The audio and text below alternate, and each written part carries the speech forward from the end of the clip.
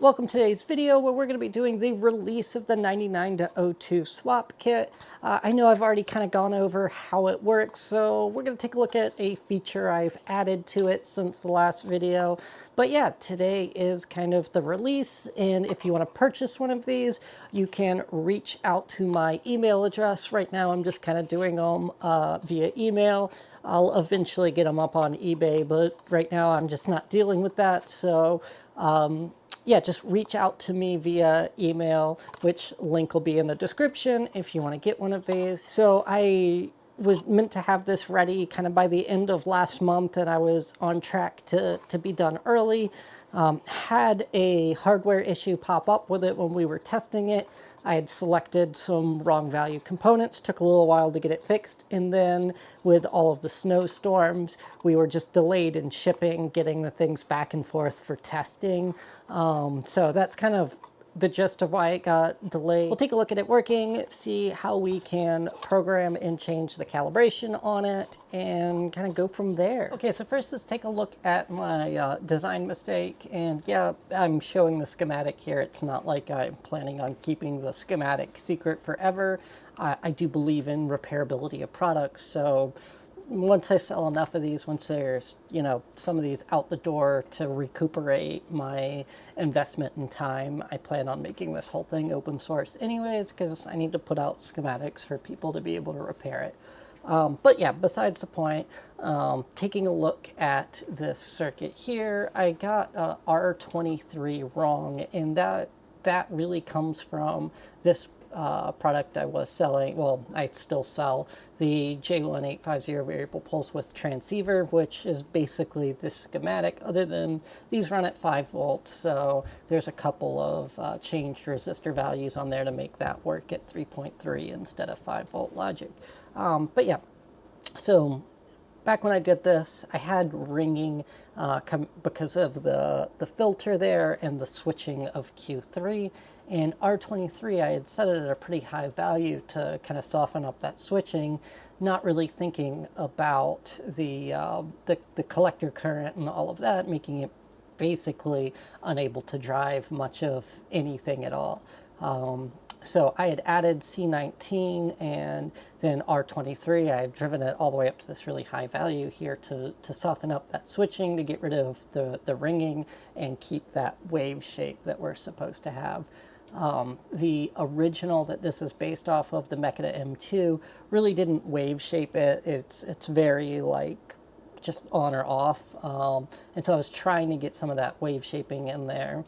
And yeah, basically at 35K, that comes out to like, 19 microamps there, with a gain of 75 since we're so low here. It gives us to like 14 milliamps is all what we can drive with this. And so if you put this in a vehicle, the bus impedance is so low that we can't drive the bus at all. It just would be like kind of a blob that's not all the way on. So I need to change this value, which I did. I changed this value to like 2.98K on the revision that I fixed, so with a K. And then I changed this to like 680 picofarad to still kind of soften that up. So yeah, that took care of my hardware problem that I had. Pretty simple problem. Just was, I didn't run the numbers. I calculated these out back when I realized I had a problem, but it was just my own fault for not running the numbers on that when I made this change a while back. Super easy to fix, so it just was a matter of getting the box mail back to me, changing the parts. I made some software changes as well at that time, and then I sent it back to Amarillo Cluster Repair. And when he got it back, he put it in the vehicle and it worked. So easy fix, easy change. Nothing too crazy there. It's exactly why I wanted to test it in a vehicle before selling a bunch of these. So yeah, the testing was worth the time it took, just delayed being able to actually sell them. Okay, so this is the other thing that I was doing in that time is I wrote a guide and, you know, warning thing for the box. So basically this guide is going to first give you your warnings that this thing is not really fully tested, it's not certified, so, you know, I don't know that all your emissions controls are working right or the warning lights that are associated with them work right. I don't know that your airbag light is working properly. There's some safety concerns.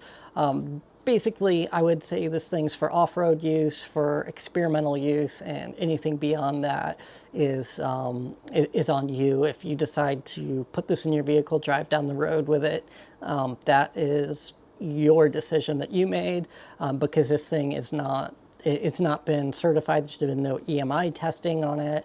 I don't know every single command that the instrument cluster is looking for and every single command that the PCM, ECM, body control module, you know, all of that stuff is sending. So I don't have a way of knowing for a fact that everything works. I've done the best I can, and it is on you to test it and verify that everything's working the way you need it to work, and it's on you if you decide to go drive down the road. You know, I am not a large outfit that can do all of that testing. I plan on making this thing open source so you can do your own modifications to it. So definitely just take that into consideration if you're thinking about buying one of these, is that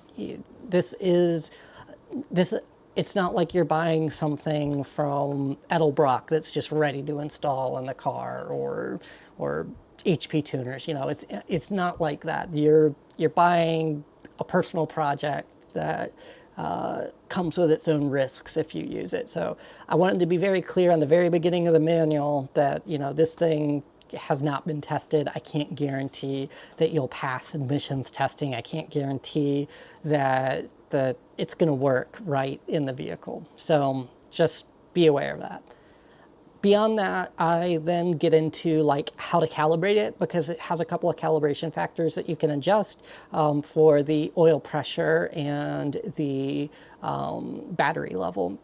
So yeah, basically the way it works is you have these values that are multiplied into the ADC reading to get it to read correctly. This sums up how to do it, so I'm not going to explain all of like step by step of how to calibrate it. I did put all of the commands that it responds to in here, so that way if you want to write your own program to calibrate it or something, they are all there. But like I said, IPC Hammer supports it. We'll do all the calibration in IPC Hammer. The next thing is the wiring pin out of the 15-pin D-sub to the 24-way micro pack. So there is that. And then there's a small troubleshooting guide that should give you like a point to start if you're having any problems, if it's not doing what you expect it to do. So yeah, a little bit of a troubleshooting guide as well.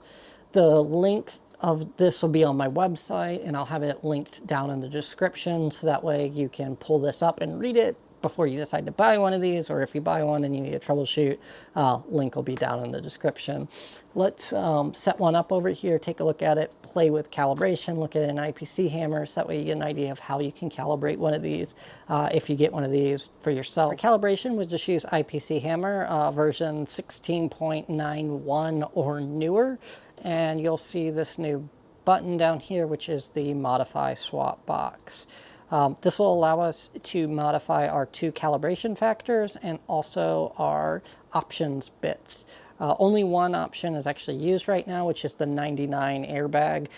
Basically, that enables this connection here to be used to control the airbag light on the 99 is a little bit different than the 00 to 02 for the airbag. So basically, if you put this in a 99 truck, you need to enable that bit. If it's in a newer truck, don't enable that bit. So yeah, that is what the option bits are right now. I'll probably add some more later on down the road, but for now, that's the only one that has a feature. We have the 2 calibration factors. Our battery cal, the default is 5.8, and our oil cal, the default is 1. They should work. That is them with that value there right now. Okay, and we can adjust this battery cal here let's just change that to 5, and we'll see it go way down. And then we can adjust it back up. We can just go like too high. We can give it like 6 times. Send to RAM. And the reason why we're seeing it just go ahead and work right away is because we are sending this to RAM, so we don't have to restart the device to get it to work. The one thing is we're only sending it to RAM, so if we restart the device, it goes away. If we want to save this calibration factor to it, we click this Save RAM to Flash, and it'll send a command that tells it to take whatever values are in RAM for your battery, oil, and options and save it. So basically there's really no way to corrupt this because we're not directly manipulating the flash memory. We are manipulating the RAM. We're just, telling it, hey, put this in RAM, put that in RAM. So that is how this is working. Pretty simple to do, but again, I'd recommend doing it, on your workbench or not necessarily in a vehicle. But easy to do, and again, for saving the value, you just save to RAM. But otherwise, you just change this, and it's a multiplication here. So, and anything less than 20 and greater than like 0.02, I believe is what I set, are valid amounts. So, if you were to try to set it to like 0.001, I don't think it'll let you do that if I remember right. Yeah, it'll just ignore it. One thing that's kind of lacking that I need to add is a way to query it and see what the current calibration is. I don't allow you to query it and get its current calibration that's on there off, but if you really wanted to, you can read the microcontroller's flash. It's on the very last page of flash. So if you were to hook a J-link up to it and look at it, you just look at the very last page of the flash and you'd be able to see all of these calibration factors stored in flash memory. So yeah, I know we didn't show too much in this video, just kind of the only thing that's changed since the last couple of videos was I added this calibration, at least the easy way of calibrating it through IPC Hammer, made that modification to IPC Hammer to support it. And yeah, so that's kind of all of what's changed since the last one. I mean, I've added a little more filtering to how it's sweeping the gauges, so that way it's not so jittery, but really not much has changed since then.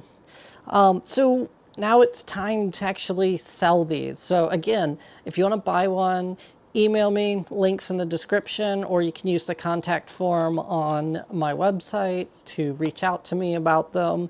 For pricing, they're going to be $250 for an individual one, or if you want to buy a bulk order, so anything more than just one. So if you buy 2 or more, I can do $215 on them. So kind of the way I came up with this price is doing market research on this, which there's really not anything exactly like this on the market.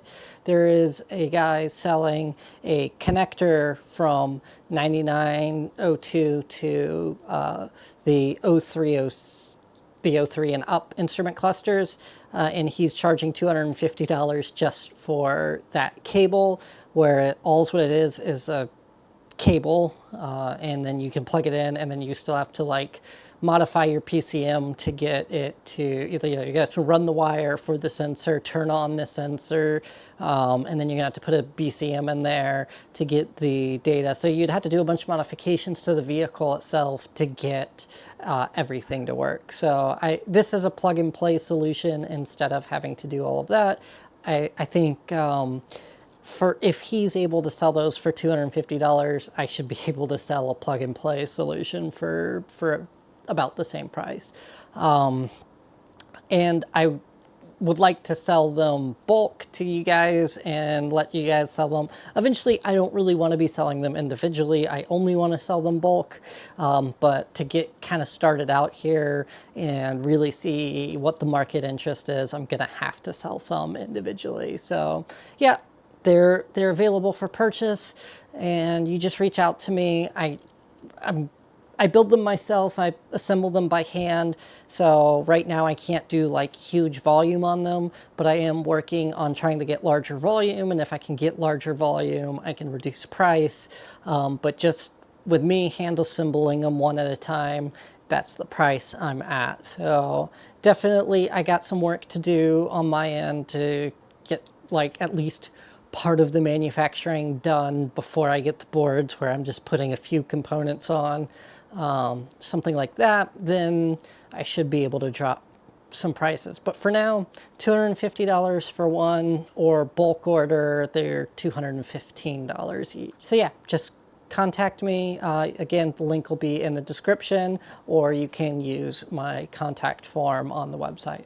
So yeah, I hope to hear from you guys, and I will see you in the next one.